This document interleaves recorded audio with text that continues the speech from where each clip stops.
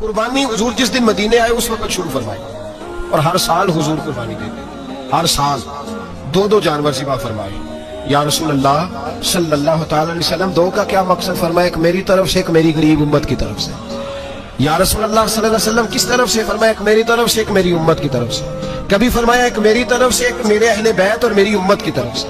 دو جانور حضور نے ذبح فرمائے، اور پھر میرے حبیب پاک صلی اللہ تعالی علیہ وسلم کے غلام مولا علی شیر خدا، ابن ماجہ کی روایت ہے، حضرت علی شیر خدا فرماتے ہیں کہ نبی پاک علیہ الصلوۃ والسلام 2 جانور ذبح کرتے تھے۔ خود حضرت علی کی جب باری آئی تو انہوں نے بھی 2 فرمائے۔ تو صحابہ نے پوچھا کہ علی 2 کیوں؟ 2 کس لیے؟ تو حضرت علی رضی اللہ تعالیٰ عنہ فرمانے لگے مجھے میرے حبیب نے وصیت فرمائی تھی کہ علی تو نے 2 کرنے، ایک اپنی طرف سے کیا کرنا، ایک میری طرف سے کرنا۔ تو میں ایک اپنی طرف سے دیتا ہوں، ایک اپنے نبی پاک کی طرف سے دیتا ہوں صلی اللہ علیہ۔ 2 جانور۔ آپ لوگوں نے سنی ہوئی ہے یہ بات کہ مہینہ کھانا نہیں پکتا تھا حضور کے گھر میں۔ حضرت عائشہ فرماتی ہیں 3 چاند اور 3 سورج اکٹھے کبھی نہیں دیکھے جب ساتھ روٹی بھی کھائی ہو، یعنی 3 دن مسلسل کبھی کھانا نہیں کھایا۔ قربانیاں کتنی دی بولیے؟ حضرت علی شیر خدا کا مکان کوئی نہیں اپنا، کوئی گھر نہیں بنایا۔ مولا کائنات شیر خدا، میں نے یہ بات پھر دہرا رہا ہوں، پہلے بھی میں نے عرض کی تھی، پکا کرنے کے لیے دہرا رہا ہوں۔ حضرت علی کا کوئی کاروبار نہیں بظاہر۔ بی بی صاحبہ فرماتی ہیں کہ کئی ہفتے صرف سرکہ اور کھجورے۔ قربانیاں کتنی؟ اسی سارے صاحب لان ٹورے ہیں کہ ساڑھے تے لگ دی ہے کہ نہیں، پکا۔ اور پھر جب بات ہوتی ہے دینے کی تو ماحول اور ہوتا ہے، جب لینے کی باری ہوتی ہے تو ماحول اور ہوتا ہے۔ قربانی واجب ہے اس شخص پر جس کے پاس 52.5 تولے چاندی یا 7.5 تولے، لیکن میں 7.5 تولے والا فتویٰ نہیں دیتا، میں 52.5 تولے چاندی والا فتویٰ دیتا ہوں، اس لیے کہ 52.5 تولے چاندی تو شاید تولہ یا 1.5 تولہ سونے کے برابر ہی ہو جائے، ٹھیک ہے نا جی؟ تو 7.5 تولے سونا 50-60 ہزار روپیہ جس آدمی کے اکاؤنٹ میں موجود ہے وہ قربانی کرے۔ بلکہ امام شافعی رحمۃ اللہ علیہ فرمایا کرتے تھے جس نے 3 کمروں کو تالا لگایا ہوا وہ 3 کمرے فارغ ہیں، اس کے کسی کام کے نہیں، ان کی قیمت کا حساب لگائے، اور چھت پہ سٹور بنا دیا کوئی مطلب نہیں اس کا، اور جو ویسے رکھی ہوئی ہے کوئی معنی ہی نہیں کمرے، فرماتے تھے حساب لگائے قربانی کرے۔ رب کریم کی بارگاہ میں دینے کا جب معاملہ آیا تو تم گول کر گیا کام۔ میرے رسول کائنات سرور عالم صلی اللہ علیہ وسلم کا جب اپنے لیے چیزیں استعمال کرنے کا ماحول ہے تو محبوب پاک علیہ الصلوۃ والسلام نے مہینہ روٹی نہیں پکائی۔ یہاں جو آدمی ہر جمعرات کو 4 کلو بکرے کا گوشت پکاتا ہے اور ہر تیسرے دن مرغی کا گوشت لاتا ہے، وہ قربانی کی باری آتی ہے تو کہتا ہے میرے پہ لگتی نہیں۔ وہ ٹھیک ہے ابا جی لے آئے، ابا جی کی طرف سے قربانی ہے، اس دفعہ ابا جی کی، اگلی دفعہ اماں جی کی، اس سے اگلی دفعہ دادی جی کی۔ او خدا کے بندو، جس آدمی کے پاس پیسے ہیں پہلے اپنی قربانی واجب ہے۔ میری بات کی سمجھ آ رہی ہے عزیزوں کو؟ جو آدمی صاحب استطاعت ہے پہلے کس کی قربانی کرے گا؟ وہ کمائی کرتا ہے، اس کے اپنے اکاؤنٹ میں تنخواہ آتی ہے، ابا جی کے اکاؤنٹ میں نہیں آتی۔ اسے اپنا بینک بیلنس چوری بھی رکھا ہوا ابا جی سے، پہلے اپنی قربانی کرے۔ اگر اس کو شوق ہے، دل کرتا ہے تو ایک اور خریدے، پھر ابا جی کی طرف سے کرے۔ اگر اللہ نے توفیق دیا تو ایک اور خریدے، اماں جی کی طرف سے کرے۔ اور اگر اس کے دل کو اللہ ٹھنڈک عطا کرے، سکون کرے، تو پھر اپنے رسول کی طرف سے بھی قربانی دے، پھر اپنے محبوب کی جانب سے بھی قربانی کرے۔ نبی پاک صلی اللہ تعالی علیہ وسلم نے ہر سال 2 قربانیاں دی، 10 سال۔ کل کتنی ہوگی 10 سالوں میں بولیے؟ اور جب حضور حج کرنے گئے نبی پاک نے 63 اونٹ ذبح فرمائے۔ ایک اونٹ میں کتنی قربانیاں ہوتی ہیں؟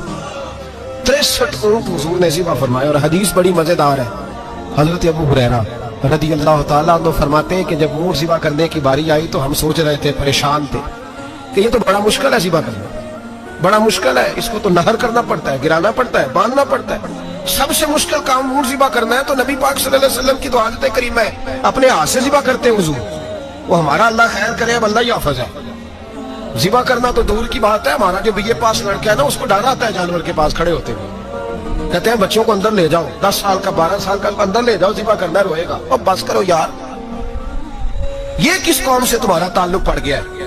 ہمارے تو 12 اور 14 سال کے معوذ اور معاذ ابو جہل کی گردن کاٹ کے رکھ دیا کرتے تھے، اور تو بچہ بکرا ذبح کرنے سے ڈرا رہا ہے۔ اس کو کھڑا کر لا کے، قربانی تو جہاد کی ٹریننگ ہے، وہ کھڑا کر، اس کو کہا بیٹا یہاں کھڑا ہو، اللہ کے رستے میں بکرے کی گردن کاٹنی ہے۔ اگر کوئی شخص خدا رسول کے دین کی مخالفت کرے، کفر کا جھنڈا اٹھائے تو اس کی گردن بھی کاٹنی ہے۔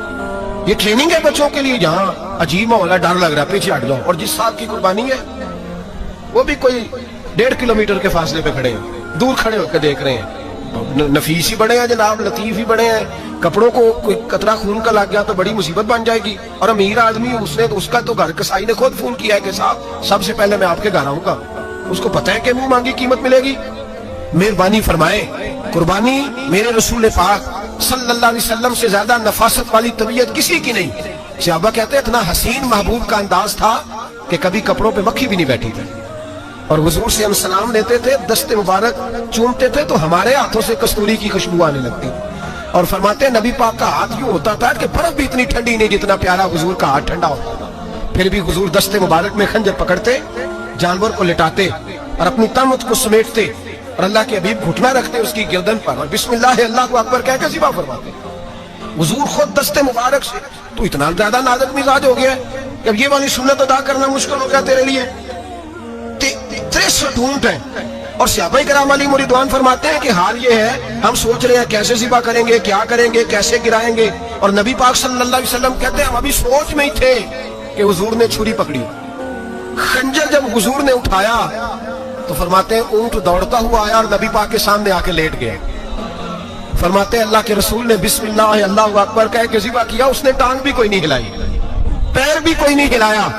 वो किसी शायर ने बड़ी अजीब बात कही थी, उसने कहा फंसी जो दाम में बुलबुल तो लगी यूं कहने, करेगा कत्ल किया तूने जब असीर मुझे, कबाब शम्मा के शोले पे कीजियो से याद, शक्ल गुल नजर आए दमे अखीर मुझे। वो कहते हैं बुलबुल को शिकारी, सयाद शिकारी, शिकारी ने पकड़ लिया बुलबुल को तो सयाद से बुलबुल कहने लगी तूने पकड़ा है तो कत्ल तो करेगा ही ना, खाएगा तो सही, एक मेरी मिन्नत है। शिकारी कहने लगा वो क्या? तो बुलबुल कहने लगी जब तू मुझे ज़िबा करे ना और पकाए तो मुझे फूल से बड़ी मोहब्बत है, इस तरह करना, कोयले इतने ज्यादा दहकाना, इस कदर ज्यादा आग जलाना कि उनकी शक्ल गुलाब के फूल की तरह सुर्ख हो जाए। तो जब तू मुझे उन पर जलाएगा तो मुझे तकलीफ नहीं होगी, इसलिए कि महबूब का चेहरा जो सामने आ जाएगा, मुझे तकलीफ नहीं होगी। फंसी जो दाम में बुलबुल तो लगी यूं कहने, करेगा कत्ल किया तूने जब असीर मुझे, कबाब शम्मा के शोले पे कीजियो सयाद, ओ शक्ल गुल नजर आए दमे अखीर मुझे। आला हज़रत बरेलवी अलैहि रहमत फरमाया करते थे, फरमाते थे बड़ी तकलीफ होगी, बड़ी तकलीफ होगी जब जान निकलेगी। रवायतों में आता है जिस तरह बारीक दुपट्टा झाड़ियों पे डाला जाए, खींचा जाए तो फट जाता है, यूं तकलीफ होगी। और फरमाने लगे रसूलुल्लाह के गुलाम को कोई तकलीफ नहीं होगी। हुजूर क्यों? फरमाया इसलिए कि जब जान निकलने लगेगी तो सामने जलवाए बद्दुहाद आ जाएगा, हुजूर के जलवे होते रहेंगे तो पता ही नहीं चलेगा जान कैसे निकल गई। फंसी जो दाम में बुलबुल। तो सहाबा फरमाते हैं कि ऊंट दौड़ता हुआ आया, हुजूर के सामने आके लेटा, नबी पाक ने ज़िबा फरमाया और फरमाते हाथ हो गई। हुजूर ने तवज्जो फरमाई तो दूसरा दौड़ता हुआ आ गया, तीसरा आ गया। हजरत अबू हुरैरा फरमाया करते ऊंट एक दूसरे को धक्के देते थे, पीछे हट जा, पहले मैंने जाना है, पहले मैंने जाना है। 63 ऊंट वादी मिना में हज के मौके पर मेरे रसूल पाक ने दस्ते मुबारक से ज़िबा फरमाए।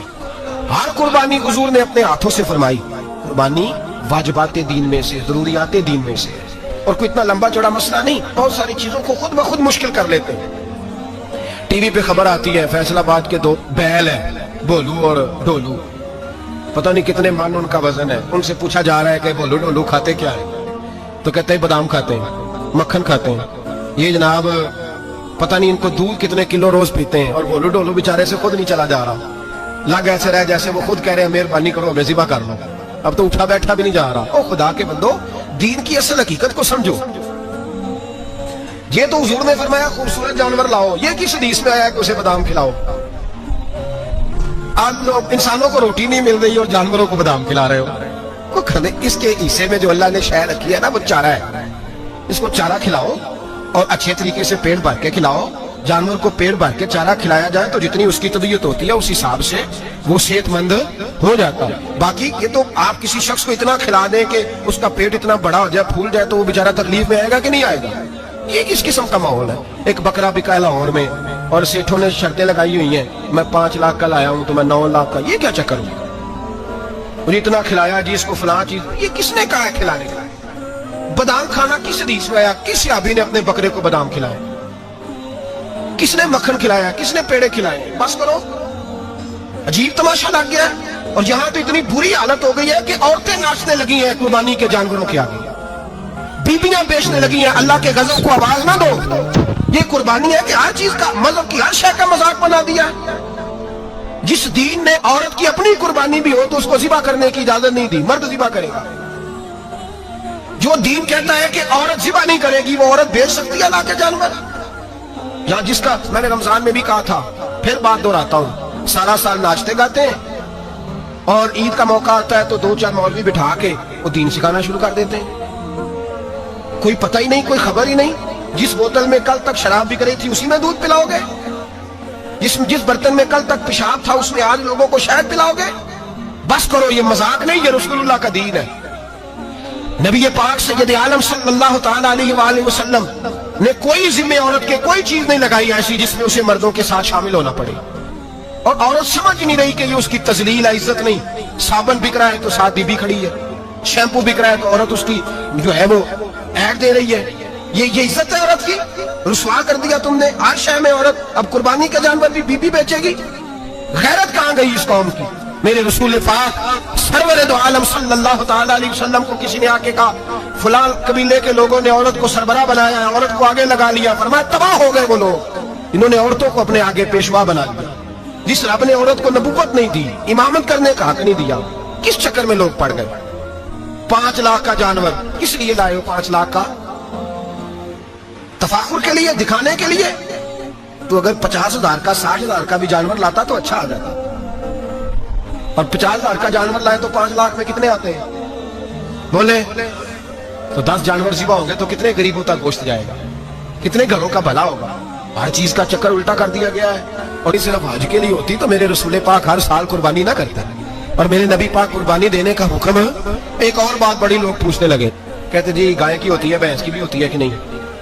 چلو جی اب نئی بات نہیں کریں۔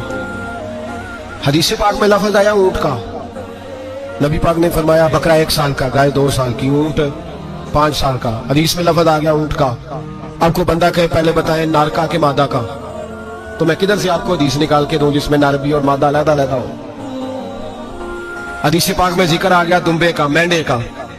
اب باقی جو سارے جاگ رہے ہیں نا، غور فرمائیں، باقی ایک بکرا ہے، ایک چترا ہے، ایک دمبا ہے، ایک دیسی بکرا ہے، ایک پہاڑی بکرا ہے، تو علیحدہ علیحدہ لفظ کہاں سے نکال کے دیے گئے؟ یہ ساری انواع ہیں، اقسام ہیں، نو ہیں۔ اسی طرح بھینس بھی گائے کی ایک قسم ہے۔ امام اعظم ابو حنیفہ فرماتے ہیں نو من، یہ اس کی ایک قسم ہے، 9 میں سے ہے، گائے کی 9 میں سے ہے۔ عام لفظ بولتے ہیں تو کہتے ہیں بکرا چترا گائے بھینس، عام لفظ ہے نا۔ تو جب گائے کہہ دیا تو اب کو بندہ کہے گائے آیا تو پہلے بتائیں گائے تو ہے تو اس میں بیل شامل ہے کہ نہیں؟ تو گائے کی جتنی قسمیں ہیں نا، ہمارے محدثین بھینس کو گائے میں شامل کر دیں۔ بھینس گائے کی ایک قسم ہے۔ تو نبی پاک صلی اللہ علیہ وسلم نے جب گائے کا لفظ استعمال کیا تو بھینس اس کے اندر آ گئی۔ تو اگر گائے کی قربانی جائز ہے تو بھینس کی قربانی بھی جائز ہے، اگر بیل کی قربانی جائز ہے تو کٹے کی قربانی بھی 100% جائز ہے، اس کے اندر 7 حصے ڈالے جائیں گے، اسے قربان کیا جائے گا، یہ جائز ہے۔ اگر آپ صریح لفظ نکال کے دکھانے کو کہیں گے تو پھر تو بڑی چیزوں میں لوگ الجھ جائیں گے۔ پھر کیسے نکالا جائے گا خسی کی جائز ہے کہ نہیں، جو خسی نہیں اس کی جائز ہے کہ نہیں، فلاں کی؟ تو ان تفصیلات، ہاں بہت ساری چیزوں کی تفصیلات حدیث میں ہے لیکن ساری چیزوں کی موجود نہیں۔ اس لیے میرے عزیز یاد رکھیں، بھینس کی قربانی بھی ہوگی، گائے کی بھی ہوگی، بیل کی بھی ہوگی، کٹے کی بھی ہوگی۔ جن کی نہیں ان کی نہیں۔ ہم نے کبھی کہا ہرن کی قربانی بھی ہوگی یا مرغی کی قربانی بھی ہوگی۔ تو حدیث مبارکہ کے اندر جو چیزیں موجود ہیں ان کی جتنی اقسام ہیں ان سب کی قربانی کرنا جائز ہے۔ اور میرے نبی پاک صلی اللہ علیہ وسلم نے فرمایا جانور خوبصورت ہو، لنگڑا نہ ہو، کانا نہ ہو، زخمی نہ ہو، خوبصورت جانور لاؤ، اس کو لا کے ذبح کرو۔ لوگ کہتے ہیں چلو اتنے پیسے اللہ کے راستے میں دے دیں، تو یہ کافی نہیں کافی۔ مسلم شریف میں، بخاری شریف میں میرے نبی پاک سید عالم صلی اللہ تعالی علیہ وسلم نے فرمایا 10 ذی الحج کو اللہ کی نظر میں ابن آدم کا سب سے پسندیدہ عمل ہے۔ لیکن نا 10 ذی الحج کو، کل 10 ذی الحج ہے تو بڑے کام ہوں گے، فجر کی نماز بھی ہوگی، تکبیرات تشریق بھی پڑھی جائیں گی۔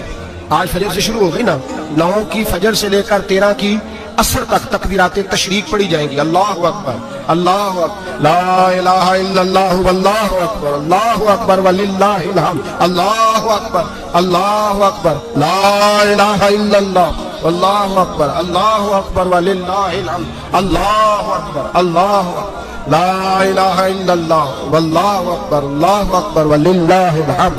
کوشش کریں جب بھی پڑھیں 3 بار پڑھیں۔ تکبیرات تشریق بھی پڑھی جائیں گی، فجر کی نماز بھی کل ہوگی، عید کی نماز بھی ہوگی، لوگ اور بھی کوئی ذکر اذکار کریں گے۔ لیکن میرے نبی پاک صلی اللہ علیہ وسلم نے فرمایا 10 ذی الحج کو اللہ کو اپنے بندے کا جو کام سب سے زیادہ پسند ہے وہ یہ ہے کہ وہ اللہ کے راستے میں جانور کا خون بہائے. حالانکہ نمازیں بھی ہیں، اذکار بھی ہیں، تکبیرات بھی ہیں، سارا کچھ، پر اللہ کو سب سے زیادہ کیا پسند ہے؟ جانور کو قربان کرنا. یہ اللہ کو بڑے خوبصورت لفظ نبی پاک علیہ السلام نے فرمایا قربانی کا جانور قیامت کے دن اپنے سینگوں اور کھروں سمیت آئے گا، اور جس نے قربانی کی ہوگی اس کی بخشش کروا کے اسے جنت میں لے کر جائے گا.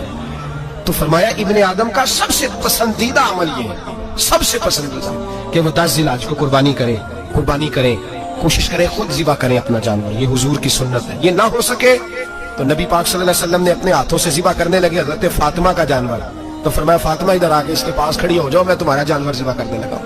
اپنے جانور کے پاس کھڑے ہو.